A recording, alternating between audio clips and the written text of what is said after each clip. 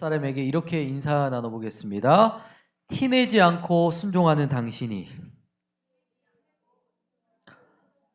가장 아름답습니다. 다시 한번 티내지 않고 순종하는 당신이 가장 아름답습니다. 요즘 날씨가 하도 오락가락 하다 보니까 우리 또 아프신 우리 지체들 성도님들이 많이 계신 것 같습니다. 우리 성도님들의 건강과 회복을 위해서 특별히 오늘 이 밤 중보하여 뜨겁게 기도해 주시기를 부탁드리겠습니다.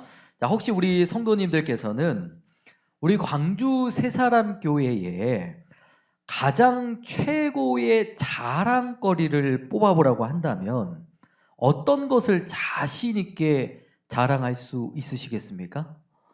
우리 수산나 전도사님? 무엇을 가장 최고의 자랑거리로 뽑을 수가 있을까요? 네. 우리 찬영이가 드러머 중에서 가장 잘생기고 멋지고 키 크고 팔씨름을 잘한다?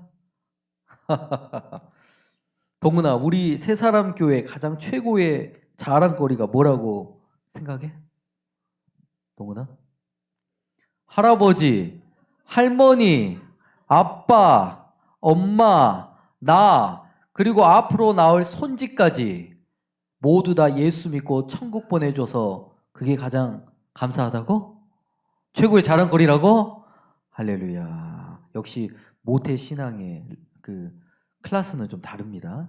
네. 우리 광주 새사람 교회에서 자랑할 만한 것들이 물론 이것 외에도 정말 많이 있지만 저는 개인적으로 저희 교회의 가장 최고의 자랑거리를 딱 하나만 뽑으라고 한다면 바로 오른손이 한 것을 왼손이 모르게 구제하고 순종하는 것이다 라고 말씀드리고 싶습니다. 자, 다음 말씀 읽겠습니다. 시작. 너는 구제할 때에 오른손에 하는 것을 왼손이 모르게 하여 내 구제함이 은밀하게 하라. 은밀한 중에 보시는 너희 아버지가 갚으시리라. 아멘. 제가 그동안 여러 교회에서 여러 성도님들을 많이 만나봤는데요. 어떤 고백들을 많이 하시냐면, 목사님, 제가 1년 전에 교회를 위하여 이러한 것들을 순종한 적이 있었습니다. 아니면 제가 5년 전에 하나님 앞에 작정하고 이마만큼의 많은 헌금을 드린 적이 있었습니다. 또 혹은 내가 목사님 사택에 몇 날 몇 시에 어떤 과일 박스를 몇 개를 가져다 드렸는지, 즉 자신이 구제하고 섬기고 순종하는 부분들을 아주 세밀하게 따지고 계산하고 드러내기를 좋아하시는 분들이 상당히 많이 있더라는 거예요. 또 저희 교회 같은 경우에는 누가 11조를 했는가, 감사 헌금을 어떻게 했는가 주보에 기록을 전혀 하지 않잖아요. 그런데 보통 다른 교회 같은 경우에는요, 누가 헌금을 했는지 또 일천번제는 몇 번을 드렸는지 매주 주보에 그 명단을 다 실도록 되어 있습니다. 하지만 만약에 교역자들의 실수로 주보에 이름이 안 들어가 있거나 혹은 어떤 분이 9,000번째, 1,000번째를 드렸는데 공 하나를 빼먹었다거나 아니면 이름이 조성민인데 조성만이라고 오타가 나잖아요. 그날은 아주 그냥 교역자실이 초상집이 돼버립니다. 왜? 주보에 자기의 이름을 넣었니 틀렸니 가지고 시험 들고 뒤집어 버리고 아주 그냥 교회에 난리가 난다는 거예요. 하지만 우리 광주 새사람 교회는 그런 째째한 거 가지고 시험에 안 들어. 아멘. 우리는 이미 하나님께로부터 신령한 것, 그 영원한 것을 이미 다 누리고 살아가고 있는데 그런 배설물보다 못한 세상의 것 가지고 시험에 들면 되겠어요, 안 되겠어요? 그리고 저희 교회는 참 감사한 것이 교회 차량을 구입하면서도 누가 도대체 얼마를 순종했는지 여러분 알아요? 몰라요? 아무도 몰라요. 본인만 알아. 저희 가정에서도 이제 그 음향과 차량 헌금을 순종을 적지 않은 금액을 했었는데 그렇게 많은 금액을 드렸어도 얼마를 드렸었는지 벌써 까먹어 버렸어요. 저희는. 또 최근에 저희 교회에서 그 입구에 누가 화분하고 꽃을 아주 예쁘게 또 장식을 해놨더라고. 이 일도 마찬가지. 혹시 성도님들 누가 어느 날 몇 시에 얼마를 투자해서 섬기셨는지 장식을 하셨는지 아시는 분 있으세요? 저도 모릅니다. 누가 했는가. 그리고 저희 집에도 한 번씩 그런 일이 있습니다. 어느 날 집 앞에 보면 웬 과일 박스가 하나 놓여 있어요. 집 앞에. 그럼 보통 어떤 땡땡 집사님이 섬겼음이라고 쪽지를 남긴다던가 아니면은 문자 정도는 남길 수가 있잖아요. 하지만 그 누구도 이름과 흔적을 남기시는 분이 없는 거야. 그런데 저는 이렇게 티를 안 내고 순종하시는 분들이 훨씬 더 멋져 보이더라고. 그래서 기도도 축복 기도도 다른 분들보다 한 20번 정도 더 하게 되는 것 같습니다. 자, 그렇다면 우리 광주 새사람 교회 성도님들께서 사람이 알아주지 않아도 사람들이 인정해주지 않아도 사람들이 박수와 환호를 보내주지 않을지라도 왜 항상 오른손이 한 것을 왼손이 모르도록 순종할 수 있을까요? 다시 앞에 4절 말씀해 보니까 우리가 믿음으로 구제하고 헌금하고 순종을 했다면 마지막 문장에 누가 갚아주셔요? 누가 채워주셔요? 누가 갑절로 다시 응답하셔요? 하나님께서 여러분들의 그 구제와 순종을 기억하시고 갚아주시겠다고 약속하셨기 때문에. 따라서 앞으로도 저와 여러분이 사람이 인정해 주기를 원하는 그런 외식적인 어린아이와 같은 신앙의 모습이 아니라 우리의 중심을 보시는 하나님 앞에서 항상 행함과 진실함으로 맡겨진 사명 앞으로도 끝까지 이 최고의 자랑거리를 끝까지 지키며 나아갈 수 있는 우리 광주 새사람 교회 되기를 축복합니다.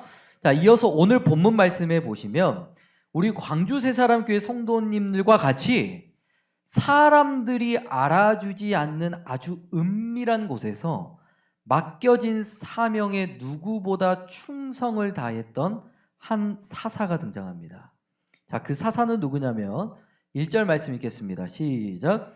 아비멜렉의 후에 이사갈 사람 도도의 손자 부하의 아들 돌라가 일어나서 이스라엘을 구원하니라. 그가 에브라임 산지 3일에 거하여 아멘. 다들 식사 안 하셨습니까?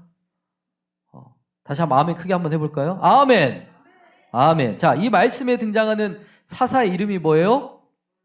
돌라입니다. 둘리 아니고 뭐라고요? 돌라다, 돌라. 자, 사사기의 말씀에 보면 여러분 사사가 총 몇 명이 등장하는지 아십니까? 총 12명의 사사가 등장하는데 크게 대사사 그리고 소사사로 구분이 되어집니다. 자, 그러면 도대체 대사사와 소사사의 차이점이 무엇이냐?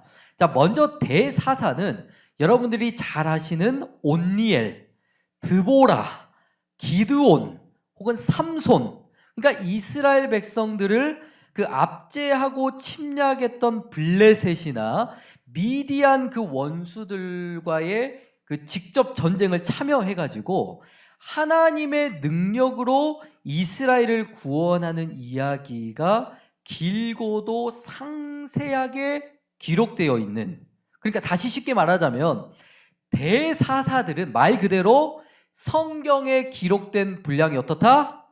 많다. 대사사는. 그리고 반대로 소사사들은 어때요? 오늘 말씀에 등장하는 돌라처럼 이야기의 분량과 내용이 아주 짧고 간단하다. 그 차이가 있다는 거예요. 자, 하지만 그렇다고 해서 우리 성도님들이 절대로 오해하시면 안 되는 게 대사사는 말 그대로 큰 일을 많이 하고 분량을 많이 차지하기 때문에 위대한 사람들이고, 소사사는 분량이 적다고 해서 중요하지 않고 가치가 없는 사람들인가? 그것은 절대로 그렇지 않습니다. 예를 들어서 우리 성도님들께서 매주 토요일마다 이제 교회 청소를 하시잖아요. 그럼 보통 이렇게 집사람 청소를 하는 거 보니까 어떤 분이 1층을 하면 또 어떤 분이 3층을 하고 그러시더만. 자, 그런데 아무래도 우리가 이 1층 본당이 넓고 커 보이다 보니까 또 사람들이 이제 지나가면 보잖아요. 볼 수 있잖아요. 그래서 아무래도 본당을 청소하는 사람이 뭔가 더 큰 일을 할 것 같다. 더 어려운 순종을 하는 것 같다라는 착각이 생길 수도 있는데 사실 실상은 3층도 만만치 않게 어렵습니다. 그렇잖아요. 왜냐? 3층에는 뭐가 있어? 식당이 있잖아요. 식당에서 한 번씩 바퀴벌레가 막 튀어나와요. 또 유아실, 아니 우리 아이들 또 노는 유초동무실, 애들이 막 이렇게 놀다 보면 또 어지럽혀져 있고 하다 보니까 식당도 있고 하다 보니까 오히려 3층이 화장실도 2개예요. 더 어려워요. 즉 저와 여러분이 오늘 이 대사사와 소사사를 바라보는 관점도 마치 그래야만 한다는 거예요. 자, 그리고 오늘 본문 1절을 다시 보시면 자, 돌라 이전의 사사가 누구였다고 말씀합니까? 시작 부분에 아비멜렉. 여러분 그럼 혹시 이 아비멜렉이라는 사람은 대사사였을까요? 소사사였을까요? 자, 앞에 9장 말씀을 보세요. 분량이 돌라에 비해 많아요, 적어요? 훨씬 많습니다. 그러니까 아비멜렉은 당연히 어떤 사사? 대사사일 것이다 라고 생각하실 수도 있는데 사실 아비멜렉은 짝퉁사사입니다. 짝퉁사사.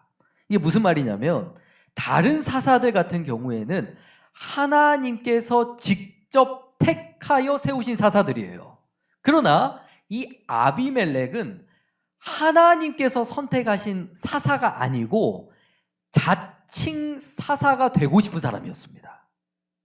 사실 아비멜렉은 그 유명한 기드온 아시죠?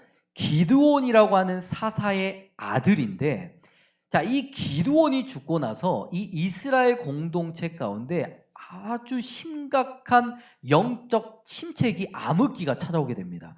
그래서 기드온이 죽고 나서 이스라엘 백성들이 하나님을 버리고 바알 우상신을 섬기게 돼요. 그리고 기드온이 죽고 나자 한 가지 그 가정과 가문에 더 충격적인 사건, 더 충격적인 문제가 한 가지 등장하게 되는데 기드온에게는요 아내가 너무 많았어요. 아내가. 그렇다 보니 또 그만큼 뭐가 많아요? 아들, 자식이 무려 70명이었어요. 70명.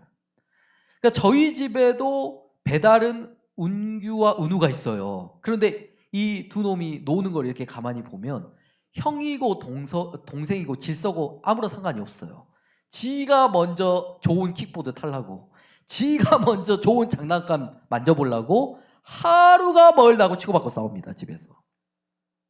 즉 이 두 아들이 살아가는 것도 이토록 치열한데 하물며 기드온이 낳은 이 70명이 넘는 아들들은 여러분 어떻겠냐는 거예요. 그래서 이 아히멜렉이 그 형제들을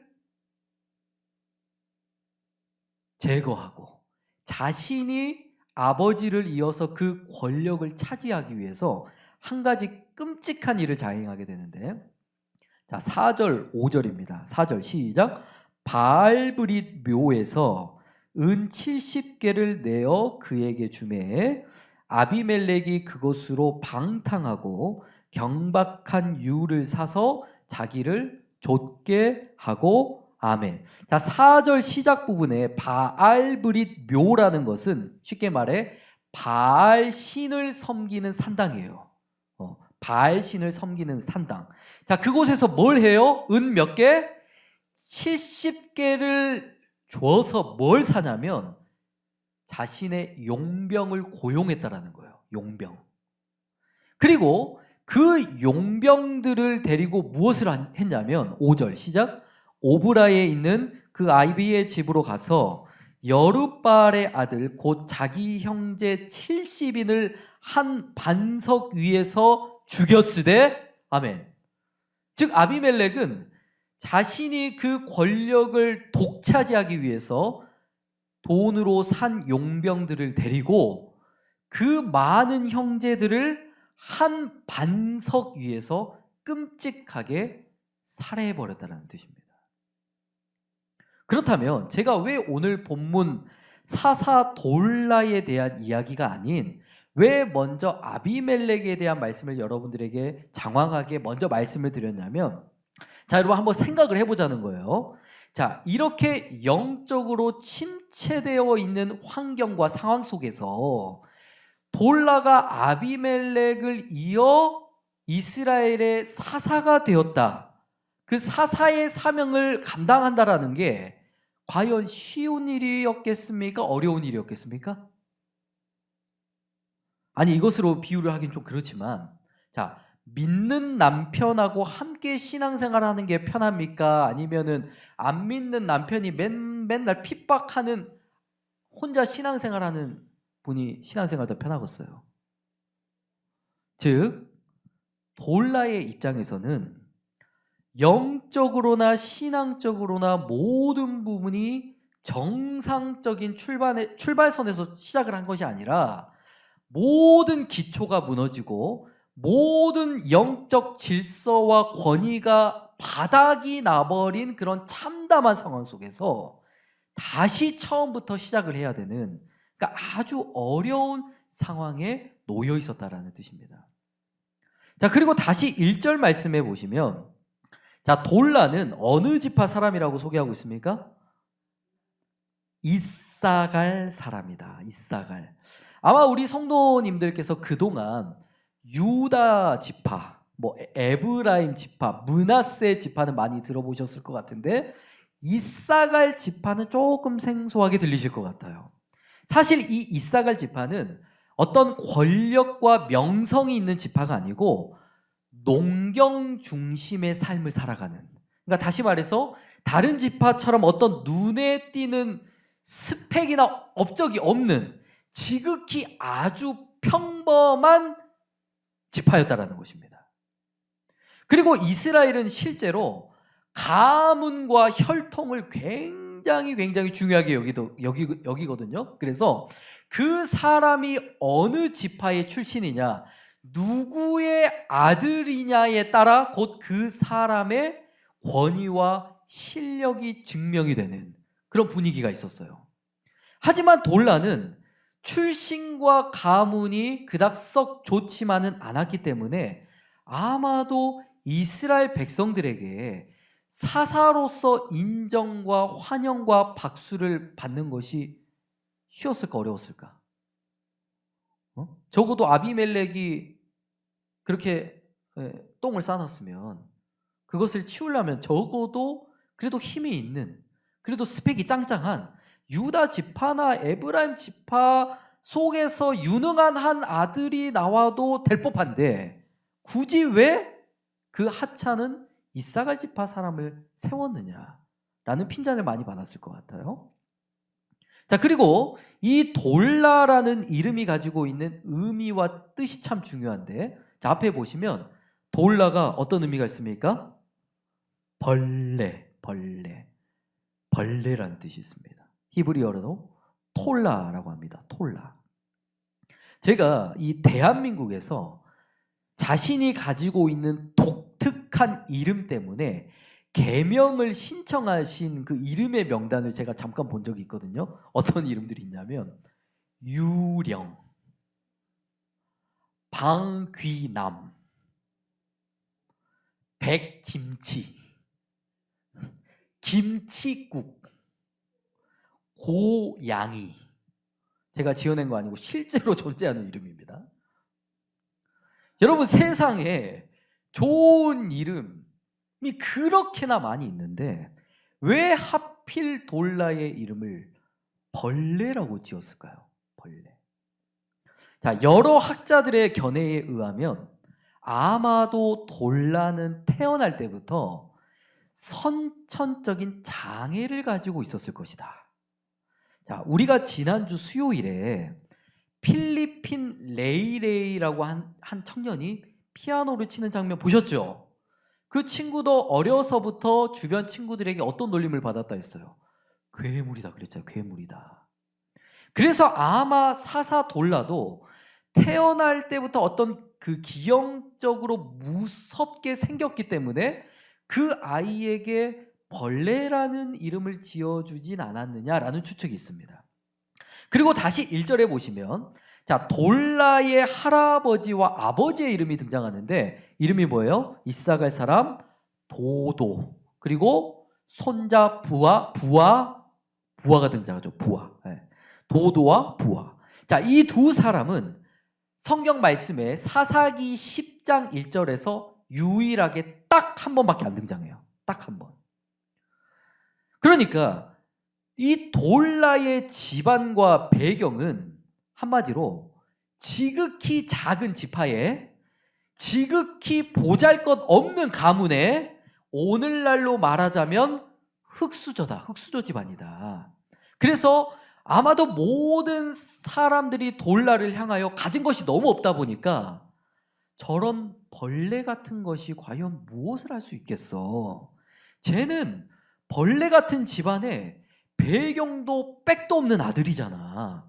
아마 돌라에게는 이러한 상처와 서러움이 있을 수도 있었겠다라는 추측이 있습니다. 자, 하지만요, 저는 바로 이 부분이 하나님께서 돌라를 사사로 택하여 세우신 이유가 되었다고 생각합니다. 제가 최근에 어떤 영상을 한 가지 보니까 이 우울증이라는 병이 생각보다 엄청 무서운 병이더라고요. 그런데 이 우울증을 겪어보지 않은 사람들은요, 어떻게 말해요? 에이, 뭐 그까짓 거 기도하면 낫지. 응? 그까짓 거 병원 다니면서 약 조금 처방받고 푹 자고 나면 낫지. 그렇게 쉽게 생각을 하거든요. 하지만 우울증을 실제로 경험해 본 사람은 그 우울증이 실제로 얼마나 무서운 병인지를 자신이 몸소 경험을 했다 보니까 상대방의 입장에서 함께 그 우울증의 아픔을 공감해주고 이해해줄 수가 있다는 거예요. 자, 그리고 목사님들도 되게 그런다고 합니다. 세상의 경험을 제법 해보신 목사님들은 왜 그 영혼이 중독에서 벗어나기 힘들어 하는가? 왜 그 사람이 넘어질 수밖에 없었는가를 이해하고 공감을 해주신대요. 그런데 한평생 목회만 하신 목사님들은 담배 그까이 것도 못 끊냐고 뭐라 해불고 고작 그런 시험 가지고 넘어지냐고 공감 능력이 많이 부족하다고 합니다. 여러분, 사무엘상 22장 1절에 보시면 다윗이 사울 왕을 피하여 아둘람 굴로 피신을 가게 되는데 그 아둘람 굴에 어떤 사람들이 모이게 돼요? 환난당한 자, 빚진 자, 마음이 원통한 자 400명이 다윗을 따라 아둘람 굴에 모였다 그랬습니다. 그리고 다윗은 그 400명, 상처 입은 그 400명의 영혼들을 책임지는 장관이 되었는데 어떻게 이러한 일이 가능했을까요? 어떻게? 바로 다윗이 그들과 같은 환난을 먼저 당해봤고 먼저 빚진 자가 되어봤고 먼저 마음에 원통한 일을 이미 많이 겪어봤기 때문에 즉 상처를 받아본 사람이 그 상처를 함께 공감해주고 치유해 줄 수가 있다는 뜻입니다. 즉 오늘 사사돌라가 감당해야 할 이 이스라엘 공동체는 제가 앞에서도 말씀을 드렸지만 자칭 사사가 되고자 했던 권력을 차지하려고 했던 그 아비멜렉의 욕심으로 인해서 쉽게 아물어지지 않는 상처들이 이스라엘 공동체 가운데 너무나도 많이 있었어요. 그래서 우리 하나님께서는 사랑하는 이스라엘 백성들의 그 상처와 아픔과 영혼들을 회복하고 치유하기 위해서 칼을 잘 쓰는 사사를 세우신 것이 아니라 어떤 사사? 상처를 공감해 줄 수 있는 돌라, 벌레 취급을 받아봤던 돌라, 무시와 서러움을 몸으로 몸소 겪어봤던 돌라를 세워서 사용하시게 되었다라는 거예요. 즉 오늘날 저와 여러분들의 삶에도 이런 돌라와 같은 상처와 아픔이, 서러움들이 많이 있을 수가 있습니다. 뭐 어떤 출신의 상처라든지, 아니면 가진 것에 대한 상처라든지, 아니면 어떤 질병이나 육신적인 연약함에 대한 여러 가지 가시와 상처들이 존재할 수도 있습니다. 하지만 저와 여러분들이 아무리 세상적으로 가진 것이 없고 내세울 것이 없다고 할지라도 하나님의 일을 감당하는 것에는 세상 그 어떠한 것도 장애물이 될 수가 없습니다. 하나님은 오히려 저와 여러분들이 가지고 있는 상처와 가시를 바라보시면서 바로 그 상처가 내가 너를 사용하기 위한 이유가 된다라고 말씀하고 계셔요. 사도 바울도 여러분 그런 고백을 하잖아요. 사도 바울에게도 치명적인 육체적 가시가 있었습니다. 하나님 앞에 3번이나 간구했는데도 하나님은 그 기도에, 간청에 응답해 주지 않으셨어요. 하지만 고린도후서 12장 9절 말씀해 보니까 사도 바울이 이런 고백을 해요. 이 가시가 도리어 나에게 은혜가 되었다.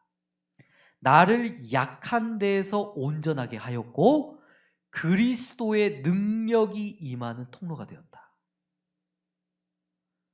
따라서 오늘 저와 여러분들이 가지고 있는 상처와 이 벌레 같은 가시들도 절대로 부끄러워하거나 애써 가리면서 살아갈 필요가 여러분 전혀 없습니다. 왜냐하면 우리가 가지고 있는 그 어떠한 연약함과 가시가 존재할지라고 한들 그 연약함이 하나님의 손에 붙들리기만 한다면 그 연약함은 더 이상 우리에게 부끄러움과 수치가 되는 것이 아니라 하나님의 살아계심과 능력을 나타내는 통로가 되고 또 하나님의 나라를 확장시키고 영혼을 세우고 살리는 거룩한 통로가 될 수 있기 때문에 그렇습니다. 사실 여기 서 있는 저의 삶에도 돌라처럼 벌레 같은 약점과 가시들이 저에게도 얼마나 많은지 몰라요. 사실 저 같은 사람이 목사가 된 것도 기적이고 사람들 앞에서 찬양하고 설교하는 것도 기적 중에 기적이고 뿐만 아니라 지금 결혼 생활하면서 집사람 설거지를 전혀 도와주지 않는데도 평안하게 결혼 생활을 유지하고 있는 것도 놀라운 기적입니다. 그러나 지금에 와서 생각을 해보면 저에게 이런 벌레 같은 가시와 연약함을 주신 하나님께 너무 감사해요. 왜냐하면 그 연약함 덕분에 우리가 더욱더 하나님을 의지할 수 있고 또 오늘 이 시간도 제가 설교를 하면서도 제 능력과 지혜로 하는 것이 아니라 제 약함을 강함으로 바꾸어 사용하시는 하나님의 그 능력을 제가 날마다 실감할 수 있기 때문에 그렇습니다. 자, 그리고 다시 오늘 본문 1절 말씀을 보시면 이 돌라라는 사사가 어디에 거했다고 말씀합니까? 끝부분에 보니까 에브라임 산지 3일에 거하며, 자, 그리고 이어서 2절 말씀에도 보니까 그가 죽고 나서 어디에 장사가 되었다고요? 똑같은 3일에 장사가 되었다라고 말씀합니다. 자, 시간이 많이 가서 최대한 빠르고 쉽게 설명을 드리겠습니다. 자, 돌라가 평생토록 사역을 감당했던 이 3일이라는 곳이 어떤 곳이냐면 성경에서 거의 등장하지 않는 아주 조용한 산지 마을에 불과합니다. 아주 작은 마을이에요. 제가 얼마 전에 한 의사 선생님에 대한 한 가지 이제 영상을 보게 되었는데 글쎄 이 의사분이 서울대 출신의 엘리트래요. 서울대 출신의 엘리트. 그래서 얼마든지 서울에서 많은 연봉을 누리고 많은 권세를 누리며 살아갈 수 있는 실력이 있음에도 불구하고 작은 시골 마을에서 힘들고 어려운 사람들을 돕기 위해 아주 작은 병원을 운영하고 계시더라고. 그러니까 좋은 대학을 나와서 큰 병원에서 많은 돈을 벌고 살아가시는 의사 선생님들도 물론 우리가 존경스럽지만 그러한 실력이 있음에도 불구하고 조용히 연약한 자들, 소외된 사람들, 돈이 없는 사람들을 위해 섬기고 계시는, 그 시골에서 섬기고 계시는 그 의사 선생님의 이야기를 들을 때 우리에게 더 큰 울림과 감동이 되잖아요. 즉 오늘 돌라의 삶이 마치 그와 비슷했다라는 것입니다. 여러분, 이 기드온이라고 하는 사사는요, 처음에는 미디안 사람들에게 그 당시 이제 압제를 당할 때였다 보니까 그 미디안 사람들에게 그 자신이 농사를 지은 밀을 들키기라도 한다면 그들이 빼앗아 갑니다. 그래서 그게 두려워가지고 포도주 틀에다가 몰래 밀을 넣어서 타작을 할 정도로 굉장히 겁쟁이에다가 쓸데가 전혀 없는 사람이었어요. 굉장히 연약한 사람이었어요. 하지만 하나님의 영이 기드온에게 임함에 미디안 족속과의 전쟁에서 큰 승리를 거두게 되니까, 이름을 날리게 되니까 그 뒤로 어떻게 돼요? 교만해졌어요. 그래서 이 모든 일을 마치 자신이 한 것 마냥 온 몸에 금으로 치장을 해버리고 화려한 도시에서 평생 왕노릇 하다가 죽어버렸습니다. 그러나 사사 돌라는 하나님께 부름받은 처음 시작부터 자신의 목숨을 다하는 마지막 순간까지 크고 화려한 도시, 인정받는 자리, 영향력 있는 무대에 올라선 적이 한 번도 없었습니다. 평생토록 어떤 자리에? 낮은 자리에서, 은밀한 자리에서, 세상이 주목해주지 않는 자리에서 오른손이 한 것을 왼손이 모르도록 백성들을 섬기는 삶을 끝까지 겸손히 잘 감당하며 살았던 사사가 바로 돌라였다라는 거예요. 즉, 이 내용을 통해서 저와 여러분들이 깨달아야 할 것은 무엇이냐? 우리가 하나님의 일을 감당할 때 얼마나 세상적으로 거창하고 화려하고 더 크게 성공했느냐가 결코 중요한 게 아닙니다. 여러분들이 순종한 것에 대해서 얼마만큼 옆에 있는 성도들이 알아주고 여기 서 있는 목사님이 칭찬해주고 주보에 그 이름을 기록해준다. 여러분, 배설물과 같은 것입니다. 아무 필요 없는 거예요. 하나님께서 보시는 것은 사람들의 박수와 평가가 아니라 내게 맡겨주신 그 자리에서 내가 얼마나 겸손히 끝까지 최선을 다해서 사랑과 선을 베풀며 살았는가, 그것을 가장 중요하게 보십니다. 그리고 1절 말씀을 다시 보시면 여러분, 자, 사사가, 이 돌라라는 사사가 평생토록 유일하게 힘썼던 일이 딱 한 가지 있었습니다. 뭐예요? 이스라엘을 뭐 했다? 이스라엘을 구원하니라. 이스라엘을 구원하니라. 여러분, 돌라가 한 일이 큰 일이에요? 작은 일이에요? 이스라엘을 구원하니라. 내용이 짧고 분량이 적다고 해서 애게게 돌라는 째째하게 이거 하나밖에 못했냐, 기드온을 좀 본받아야 되지 않겠냐 할 수 있어 없어요. 어떻게 보면 그 어떠한 사사보다 돌라가 훨씬 더 위대합니다. 왜냐하면 하나님께서 그에게 맡겨주신 은사와 믿음의 분량에 따라 욕심 부리지 않고 사사로서 감당해야 할 본분을 끝까지 최선을 다한 사사였기 때문에 그렇습니다. 아니, 예를 들어서 여러분 잘 보세요. 자, 우리 하나님께서 우리 동현이에게 맡겨주신 가장 중요한 사명이 있다면 뭐일까요? 가장 중요한 사명. 열심히 하나님 앞에 나와서 예배 드리고 찬양하고 기도하고 성령 충만 많이 받아서 성령의 9가지 열매로 누구를 행복하게? 부모님을 행복하게, 동생을 행복하게, 누나를 행복하게, 성도를 행복하게, 이웃을 행복하게 그리스도의 향기를 전하는 것이 하나님께서 맡겨주신 가장 중요한 사명 아닙니까? 하지만 딱 거기까지만 하면 좋아요. 근데 문제는 뭐냐? 여기에 욕심, 자기 욕심이라는 게 첨가되면 그때부터 문제가 생깁니다. 아빠랑 교회 같이 가겠다고 씨름 대회를 열어버려, 집에서. 그래서 이웃에서 경찰차에서 삐용삐용 집에 찾아온다면 그런 불상사가 생기면 되겠어, 안 되겠어요?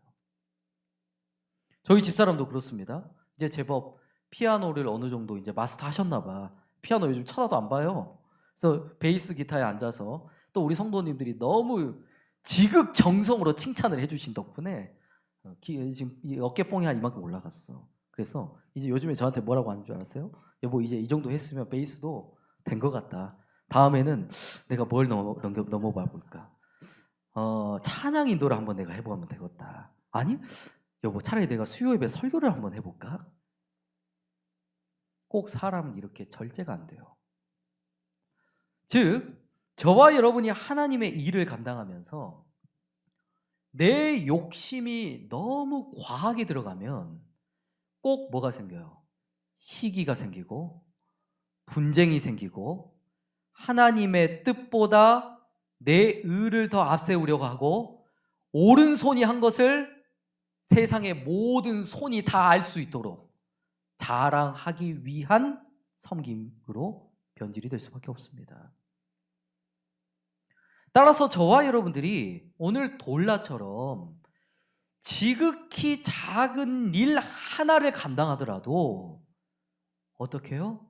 믿음의 분량에 따라 돌라처럼 최선을 다해서 은밀하게 낮은 자리에서 충성된 삶을 잘 감당하며 나아가기만 한다면 비록 사람들은 나를 알아주지 않을지라도 비록 성도들이 내가 행한 것에 대해서 칭찬해 주지 않을지라도 화도를 보내주지 않을지라도 괜찮아요. 왜? 하나님께서 우리의 모든 순종을 기억하시고 여러분들의 삶을 통하여 돌라를 통해 이스라엘 공동체의 회복과 평안을 허락해 주심같이 지극히 작은 것에 은밀히 순종하는 여러분들을 통하여 여러분들의 가정과 이 교회와 이 민족이 평안을 누리고 회복을 누리게 되는 축복과 응답을 반드시 허락하여 주실 줄로 믿습니다. 마지막으로 우리 옆 사람에게 이렇게 축복하고 격려하면서 예배를 마치겠습니다. 티내지 않고 순종하는 당신이 참 아름답습니다. 기도하겠습니다. 사랑과 은혜가 풍성하신 하나님 아버지,